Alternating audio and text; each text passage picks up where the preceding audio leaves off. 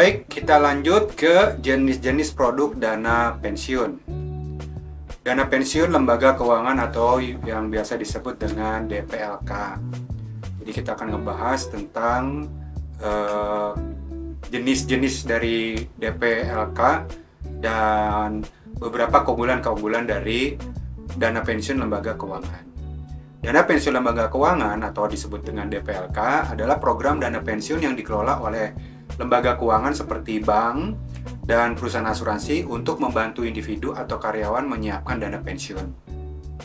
DPLK terbuka untuk masyarakat umum baik secara individu maupun perusahaan yang mengikutsertakan karyawannya.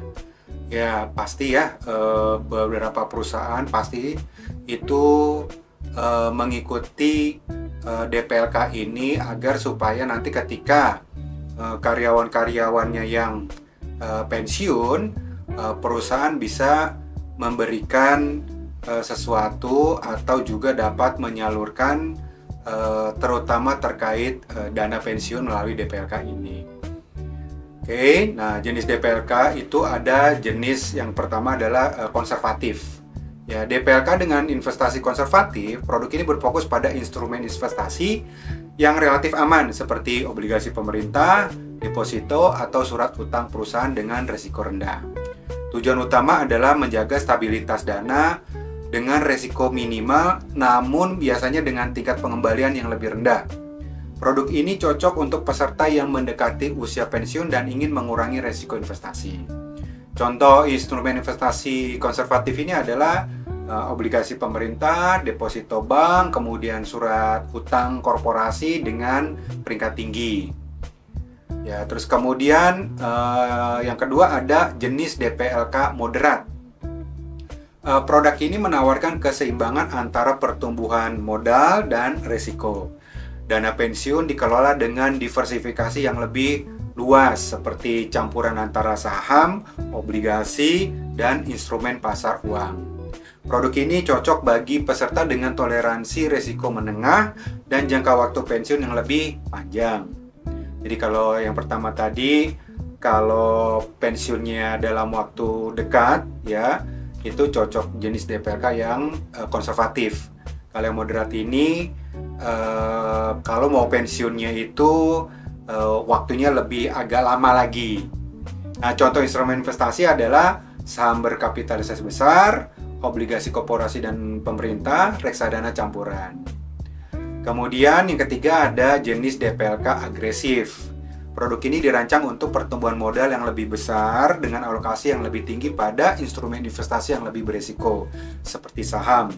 Ini cocok bagi peserta yang masih memiliki jangka waktu panjang sebelum pensiun dan bersedia menghadapi risiko yang lebih besar untuk mendapatkan potensi pengembalian lebih tinggi. Kenapa jenis DPLK agresif ini lebih cocok untuk karyawan-karyawan yang memang pensiunnya itu masih lama, karena memang resikonya ini cukup lumayan tinggi ya, cukup lumayan besar. Apabila memang ya semua orang pasti nggak mau ya mengalami resiko yang besar, namun apabila harus menghadapi dengan resiko yang besar karena masa pensiunnya memang masih lama sehingga masih memiliki waktu yang luas atau waktu yang lama untuk recovery. Contoh instrumen investasi ini adalah saham perusahaan dengan pertumbuhan tinggi, instrumen ekuitas atau reksadana saham, investasi di sektor-sektor inovatif atau emerging market. Kemudian jenis DPLK syariah. Ya, produk ini sesuai dengan prinsip syariah dan diatur oleh hukum Islam. Instrumen investasi yang digunakan menghindari unsur-unsur yang dilarang dalam Islam seperti riba atau bunga, ya, kemudian maisir atau perjudian, dan gharar ketidakpastian. Produk ini cocok bagi peserta yang ingin berinvestasi sesuai dengan keyakinan agama mereka.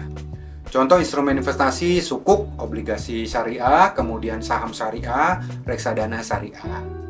Kemudian selanjutnya adalah jenis DPLK fasilitas anuitas.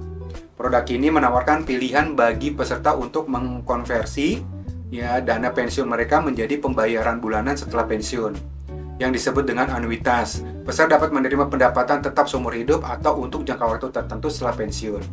Ini memberikan kepastian pendapatan pasca pensiun terutama bagi mereka yang ingin jaminan arus kas tetap. Nah, keunggulan anuitas ini adalah pendapatan tetap di masa pensiun. Jadi ya mungkin hampir sama lah ya dengan pegawai negeri, setelah pensiun tetap mendapatkan setiap bulan mendapatkan pendapatan.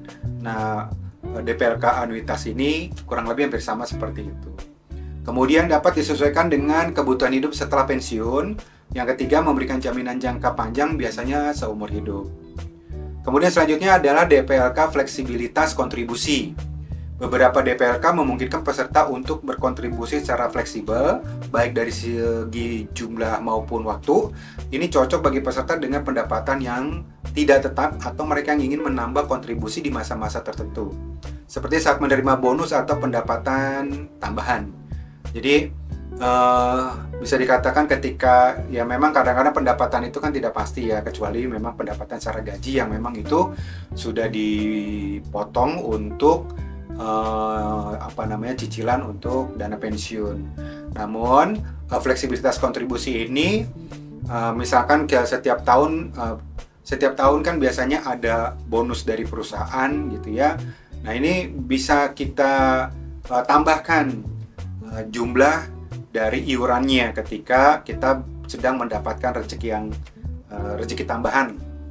Kemudian keunggulan fleksibilitas ini peserta dapat menyesuaikan kontribusi sesuai kemampuan finansial. Kemudian kedua, fleksibilitas dalam menambah jumlah setoran saat memiliki dana ekstra. Kemudian ketiga, dapat mengurangi kontribusi saat menghadapi kesulitan finansial. Kemudian jenis DPLK program loyalitas atau korporasi. Beberapa perusahaan menggunakan DPLK sebagai bentuk penghargaan kepada karyawan dengan menambahkan kontribusi dari perusahaan sebagai bagian dari program loyalitas atau insentif. Karyawan bisa mendapatkan manfaat pensiun tambahan di atas kontribusi pribadi mereka. Keunggulan program loyalitas ini adalah perusahaan menambah kontribusi ke dana pensiun karyawan, kemudian memotivasi karyawan untuk berkontribusi lebih banyak, kemudian meningkatkan loyalitas karyawan terhadap perusahaan.